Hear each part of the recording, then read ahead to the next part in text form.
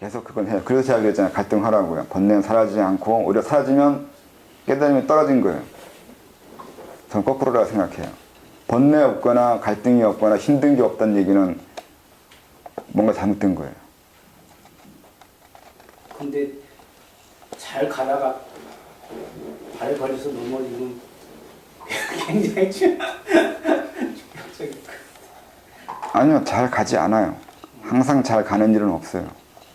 항상 현실에 충실하라고 했잖아요. 그 얘기는 어제도 잘 됐으니까 오늘도 잘 된다는 이런 식으로 생각하기 때문에 잘 간단 말을 하잖아요. 그런 거 없어요. 오히려 잘 가는 게 이상하게 보여요. 잘 되면 안 되는 걸 수도 있고. 도로가 너무 잘 닦여도 안 돼. 그러니까 그 번뇌 없으면 안 된다고. 그게 나태해져요. 잘못하면 나태해지는 것도 경계해야 돼요. 항상 자기가 무엇에 길들여져 가고 있거나 무엇에 습관되어 가는지를 체크할 수 있어야 돼요. 그렇지 않으면 나태해지고 그러면 퇴보돼요. 항상 긴장하고 있어야 되거든요. 자증분, 증자증분은 그 얘기가 있는 거예요. 자기를 항상 증거해야 돼요. 증명해야 되고 다시 검증하고 또 검증하고 항상 해야 돼요. 그러니까 정신 차리고 있어요. 깨어있으란 말 그래서 깨어있으라고 하잖아요. 항상 깨어있어야 되거든요. 선생님, 제가 이야기를 들으면서 이제 한 가지 제 나름대로 정리가 되는 게 네. 맞는 건지 모르겠는데, 질문을 하시면서 계속 질문하셨던 게 이런 거일 것 같은데, 예를 들면 저희 이제 불교에서 60, 70, 80을 이야기하면서 계속 그 식이 깊어질수록 맑아질수록 그 미세망령이 계속 남아있다는 이야기가 있는데, 네. 그러니까 지금 저희들이 어떤 하나씩 번뇌를 내려놓는다 하더라도 아주 깊게 들어가면은 그 속에 남아있는 아주 미세한 것들이 남아있어서 그런 게 뭐 걸려서 또 다시 한번 자기가 또 그걸 걸린 걸 또 알게 돼서 또 그걸 넘어가게 되고, 그걸 말씀하신 거라고 저는 이해가 되면서 지금 그러면서 느끼는 부인만이 느끼는 약간의 고요함이 있는데, 뭔가 묵직하고 고요함, 그런 거를 신명이라고 좀 표현하신 건지. 네, 우선은 그 고유함은 사람마다 다르기 때문에 똑같다고 말할 수는 없는데 그 사람마다 다르긴 다르다 하더라도 고유함이 있다고 하고 그것이 신명을 하고 그게 맞죠. 네. 불교에서 번뇌가 그러니까 미세망념이 점점 덜어져 가는 걸 깨우침에 그 나아가는 거라고 설명하는 거에 대해서는 설명을 또 해야 되지 않을까 하는 생각을 해요. 그게 뭔 소리인지 모르겠거든요. 솔직히 불교에 써있는 게 대체 이게 뭔 소리인지 이해하는 거 상당히 힘들어요. 근데 많은 부분은 제가 불교에 있는 얘기를 많이 하는 거 보면 사실 불교만큼 써있는 것도 없는 것 같고 그게 그렇긴 해요.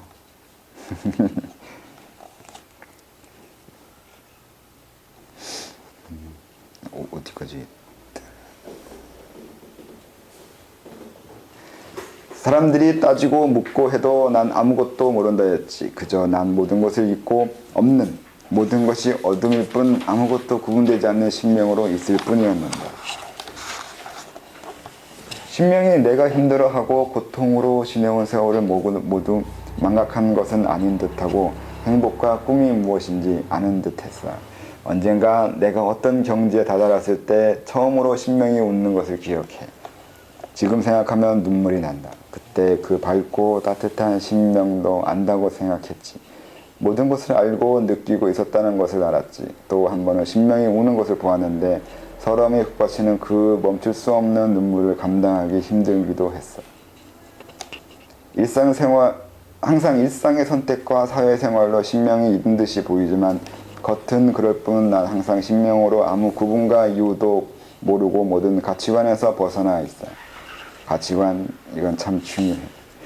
근데 이게 앞에서 설명하는 신명과 지금 이 부분의 신명은 다른 신명처럼 되어 있어요. 이건 인격적인 면을 좀 쓰고 있는데 이건 구분했어야 되는 건데 이 당시에는 제 지적 능력이 딸려서 이걸 구분 안 하고 그냥 써버렸어요.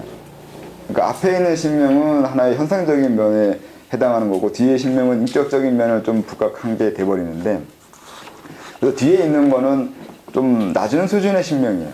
인격적인 면을 드러냈다는 얘기는 사회생활, 현실 생활의 어떤 감정이라든가 가치 구분을 하고 있는 어떤 신명이 되거든요.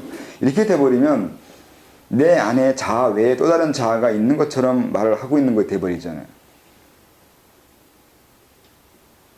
근데 그런 것이 있어요. 이것도 하나의 방법이에요. 그걸 뭐 어느 곳에 원신이라고 하든가 다른 그 뭐라고 하든 여러 가지 얘기를 하는데 내 안에 또 다른 인격, 또 다른 그 무엇이 있어요. 내 자아 말고 또 다른 자아. 딱히 있다기보다 만들 수 있다고 하는 게 맞을 수도 있어요. 사람에겐 여러 인격이 있거든요. 보통 사람들도 혼백이라든가 그런 것이 다중으로 있는 거라서 여러 인격이 한꺼번에 있는데 이걸 여러 인격이 한꺼번에 있다는 걸 인정하지 않을 수도 있겠지만 있어요.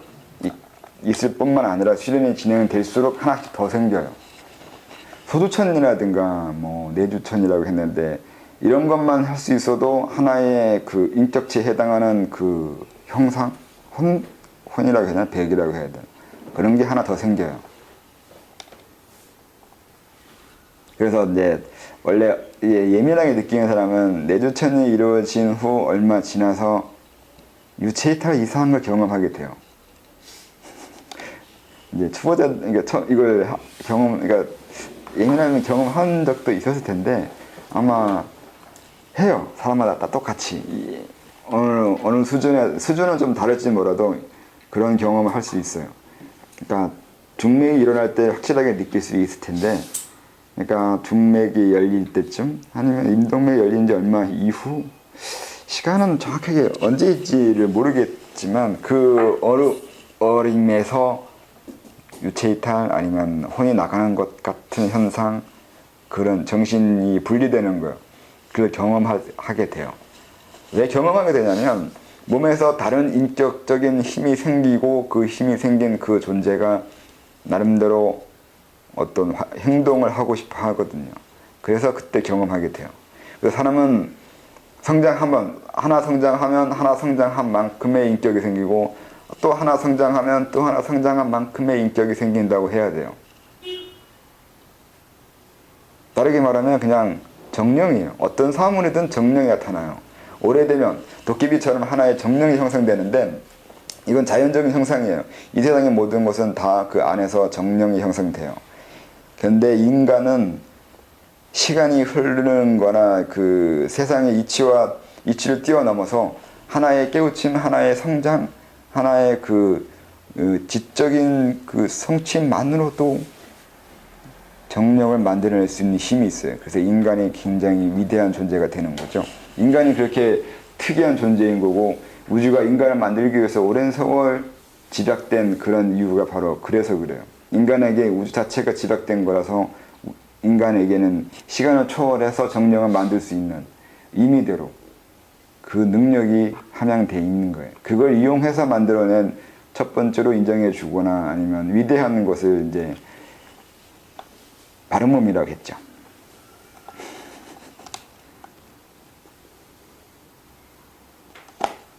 이상한가? 그것도 모르면 안 되잖아. 이건 몰라도 돼요. 몰라도 몸 안에서 저절로 형성되는 거예요. 다만 자기가 모르는 것 뿐이죠. 아니 정령을 형성하는 거. 예, 몰라도 돼요. 아니 뭐 나무가 오래되면 나무에서 정령이 일어나는데 그 나무가 지가 안다고 일어나나요? 몰라도 일어나잖아요. 그거 똑같아. 이건 자연적인 현상이에요. 그 어떤 물건이건 이 세상에 존재하는 한 그거 시간 지나면 뭔가 그 안에서 형성이 돼요. 그걸 뜻해요. 근데 인간은 그런 거 상관없이 의식적인 것으로 스스로 만들어낼 수 있는 힘이 있어요. 그러니까 만들어내는 힘 그건 알아야지. 알고 할 수도 있고 몰라도 되기도 하고 그래요. 알고 하는 것이 더 좋고 또 알고 하는 것이 해야 질적으로 나은 존재가 되는데 그게 바른 몸이라고요. 그 이전에는 모르고 할 수도 있는데 진짜 알고 제대로 만들어진 것을 이제 중요하다고 말을 하는 거죠. 그게 수도의 하나의 원리이기도 해요. 이런 현상이 있는데 이런 현상을 이용해서 수도하는 거죠. 이런 원리라는 것은 내가 변형, 달라지는 거예요. 달라지는 내 자신을 만들어내는 거예요. 육체는 만들어낼 수 없어요. 다시 뒤져야 되는 건데 이 안에 있는 정신이라든가 다른 부분은 죽지 않고도 항상 어떤 변화에 의해서 다른 내가 만들어지게 할 수 있어요. 이걸 이용하는 거예요. 내가 변해야 될 거 아니에요. 그러니까 변한다는 게 지식으로 말하면 어떤 지식의 성취가 있다고 하면 머릿속에서 뭘 외우거나 뭘 이해했거나 어떤 견해가 생겼거나 이렇게 이해하는데 그렇지 않아요. 원래 지식, 제가 쓰고 있는 지식이라든가 수도에서 말하는 지식은 머리가 하고 있는 작용을 지식으로 하고 있는 게 아니라 내 전체가 새로운 내 자신이 만들어진 걸 말해요. 하나의 탄생을 얘기해요. 그걸 뭐 속된 말로 하면 혼이 하나 생긴 거예요. 혼이 하나 생긴 걸 지식 하나 생겼다고 하는 거예요. 몸이 하나 생긴 거죠. 몸이 하나 생긴 걸 지식 하나 생겼다고 하는 거예요. 그런 식으로 해야 돼요. 그렇지 않고 그냥 머리적인 이해나 외움, 견해로 가지고 그 지식으로 말을 하면 그건 다른 식의 정보이거나 다른 지식을 얘기하는 거예요. 진짜 지식은 내 혼이 생긴 거예요. 새로운 인격체가 하나 만들어진 거예요. 왜냐하면 그로 인해서 내 운명은 또 다르게 변하고 아까 말한 그 깊이는 또 달라질 거니까요. 변화시키고 달라져야 하는 부분이 바로 그 부분이라서 그래요. 내 근본적인 거예요. 근본적인 게 바뀌어야 되기 때문에 단순히 머리에서 일어난 작용 가지고 지식이라고 할 수 없어요. 지식은 내 근본이 변해야 되는 문제예요. 경이라고 얘기할 수 있겠네요. 경요? 몰라요. 경을 하도 이런 뜻 저런 뜻으로 유학자들이 쓰다 보니까 뭘 말하는 건지 저도 애매해서 잘 모르겠어요. 혼란스러워요, 개념이. 주의무적이라고 했던가, 경은. 그게 뭔 소리인지 모르겠어요. 어느 정도 행동이나 아니면 예법이나 그건 그렇게 외부의 규칙적인 패턴을 이용해서 내면을 바꾸기 위한 방법을 쓰는 게 경인 건지 그렇게 이해한 적도 있었는데. 경이라는 게 워낙 다양한 의미로 사람들이 많이 가져서 쓰다 보니까 그걸 일률적으로 딱 경이라고 얘기하기가 힘드네요. 네. 그러니까 어떤 방법으로 이해하는지가 어떤 방법으로 접근해야 되는지 그걸 기준을 못 정하겠어요. 공부하는 방법에 내부에서 일어나서 외부로 나오는 방법과 외부에서 외부를 이용해서 내부를 바꾸게 하는 방법 이런 식으로 있게 하는데 뭐 쉽게 말하면 마음으로 몸으로 들어가거나 몸으로 마음으로 들어가거나 뭐 이렇게 나오는데 경이 몸에서 마음으로 가는 것을 말하는 것 같긴 한데 그걸 공부할 시간이 별로 없어가지고 잘 모르겠어요. 그러니까 유교는 상당히 외부에서 내부로 들어가는 면이 치우친 게 예법이잖아요. 행동하는 방법, 생각하는 방법 여러 가지를 미리 외부에서 주입하고 강요해서 그 사람의 성격과 내면의 변화를 유도하고 있잖아요. 그러니까 착한 행동을 오래 하면 착한 사람이 되겠지 이렇게 되는 거야. 먼저 착한 게 뭔지 스스로 깨우치게 해서 착한 행동을 하게 하는 거는 내부에서 변화로 외부로 나오게 하는 거고 착한 행동을 하게 해서 그것이 버릇들어서 내면도 착한 욕망이 일어나게까지 하는 게 외부의 행동의 강요로 인해서 내부의 변화 이렇게 하는 게 이렇게 나오는 거잖아요. 모든 수련법은 이 두 가지 과정을 다 써요. 불교에서도 지계가 있고 뭐 그 여러 가지 그 금욕적인 게 있잖아요. 이게 외부를 통해서 그러니까 외부의 행동과 욕망의 통제를 이용해서 내부의 욕망과 감정의 생각 이런 것을 변형시키고 바꾸기 위한 방법을 쓰는 거고 또 반야나 깨우침이나 이치 이해를 시켜가면서 내부 변화를 일으키게 해서 옳은 행동을 하게 하는 방법은 이제 보리라고 해야 반야나 깨우침으로 하는 말들이 그러한 거고 그렇게 항상 어느 수련법이든 이런 두 가지를 다 써야 돼요. 어느 하나만 쓰면 그 수련법은 좀 치우친 거죠. 하나밖에 모르는. 근데 유교도 뭐 오래된 거고 똑똑한 놈들이 똑똑한 분들이 있어서 그 두 가지를 다 있어요. 경은 아마 외부에서 내부로 들어가는 거라고만 이해하고 있지 그 외에는 잘 모르겠어요.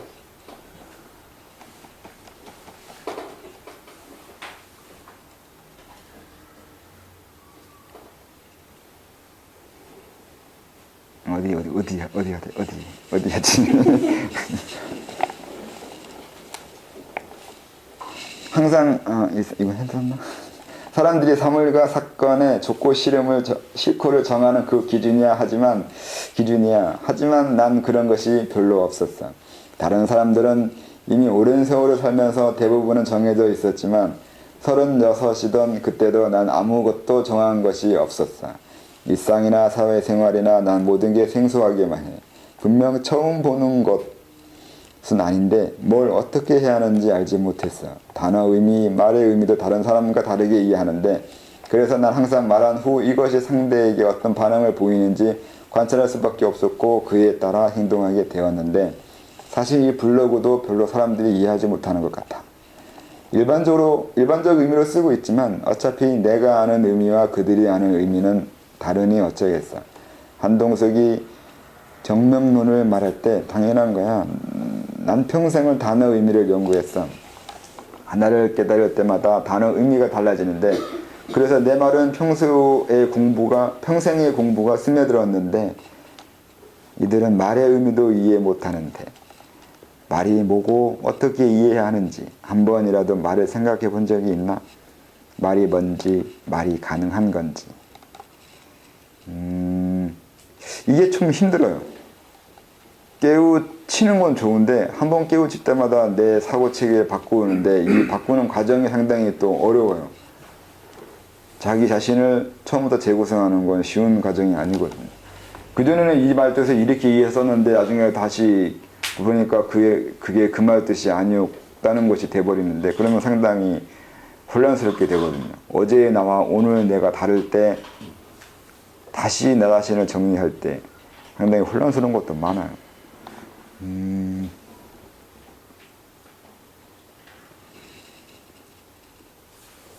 그리고 저는 집에만 처박혀 있어가지고 상당히 사회와 사람들과 관계에서 어색한 게 많았어요. 그래서 이 부분이 조금 심했던 것도 같아요.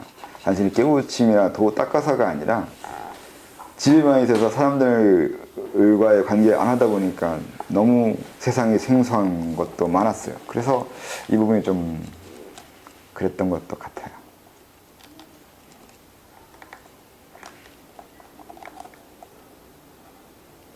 그리고 제가 성격상 망각을 좀 하는 편이거든요. 망각을 시키려고도 했었고요. 그래서 어떤 사회적인 버릇, 사회에서 생활하면서 얻게 되는 습관이라는 버릇 이런 걸 지웠어요. 많이 지워내고. 그래서 아무것도 모르고 아무것도 할 줄 모르고 이해하지 못하거나 행동하지 못하는 거예요. 항상 모든 가치관이나 윤리가 있는 인생관을 다 지운 것도 많거든요. 지우다 보니까 다른 분들은 쉽게 하는데 그게 저한테는 상당히 생소하고 익숙하지 않은 것들이 많이 있었던 거죠. 그래서 일부러 전 지웠어요. 많이. 지식도 지우고 저것도 지워요. 지워야 항상 다시 공부하게 되거든요. 예전에 공부한 것도 지워내면 다시 공부해야 돼요. 예전에 행동하던 것도 익혔던 기술도 다 지워내면 다시 해야 되거든요. 근데 이 지우는 걸 많이 하면 재밌어요. 또 새로워지는 하나의 방법이거든요. 어제 하던 방법대로 오늘 한다는 얘기는 지워지지 않은 거예요. 새로워지려면 생소해야 되는데 생소해지려면 본 적이 없었어야 돼요. 잊어먹어야 돼요. 망각을 해야 오늘 새롭게 볼 수 있어요. 어떤 지식을 이해할 때 이미 내 이 지식을 알고 있다고 보기 시작하면 거기에서 새로운 걸 안 할 수 없는데 모른다고 생각하고 보면 새롭게 보이기 시작해요. 봤다고 생각하거나 안다고 생각하면 더 이상 다른 건 보이지 않는데 그래서 상당히 지식을 배우려고 할 때 항상 지우고 다시 시작하고 그렇게 했죠. 그럼 제자리 걸음일 수도 있는데 그렇지도 않았어요. 지워진다고 하지만 어느 이상 지워지지 않는 것들이 있어요. 내면에 보면 다 지워지지 않아요. 지워지는 것이 있고 지워지지 않는 것도 있다는 걸 이제 나중에 알게 되는데 그래서 지워지지 않는 건 왜 지워지지 않는 것도 따져본 적도 있고 그것도 지워보는 것도 해보기도 했어요. 그래서 어디까지 지워지는지 지워지지 않는 건 왜 안 지워지는지 그런 것도 구분하기도 했고 그랬죠. 이렇게 하면 어려워지겠네.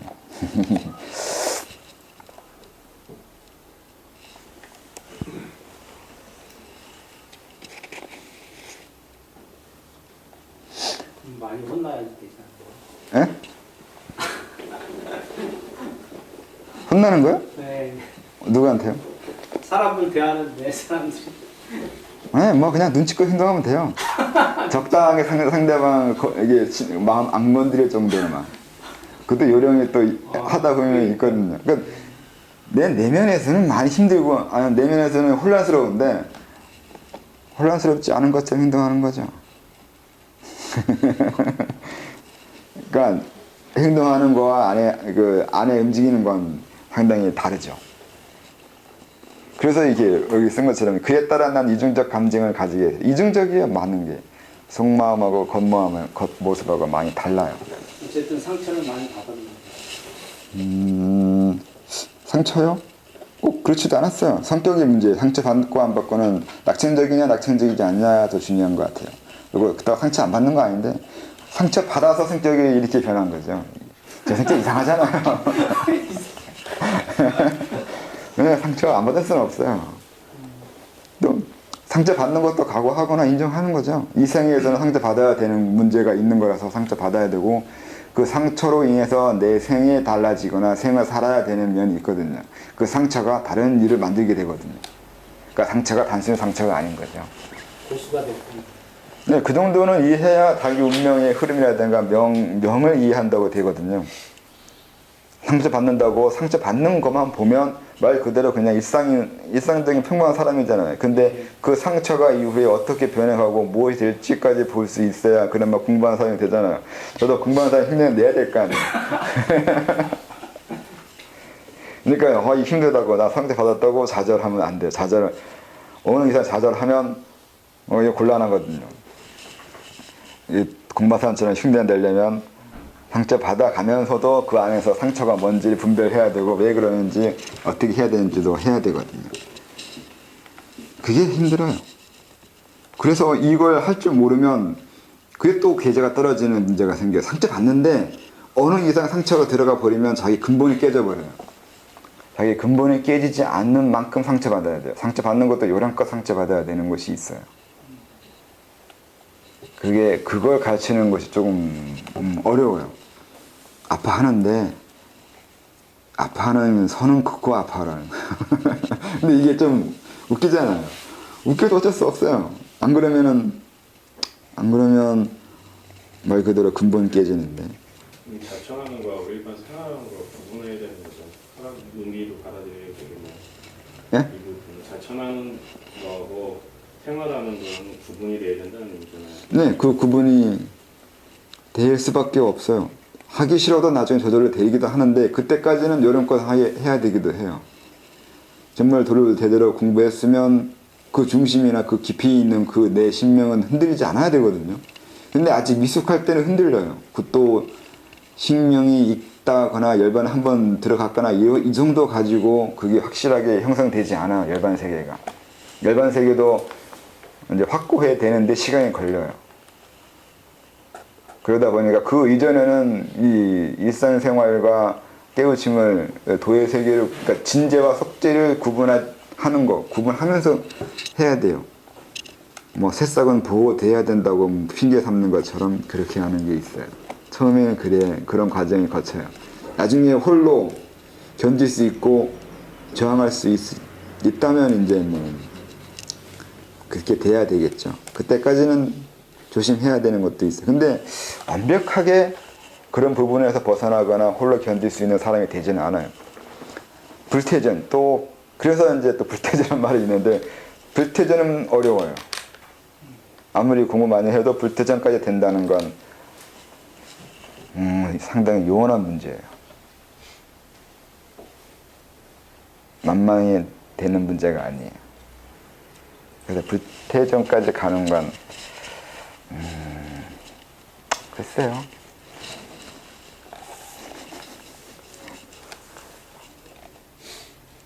15분 쉬고 하겠습니다.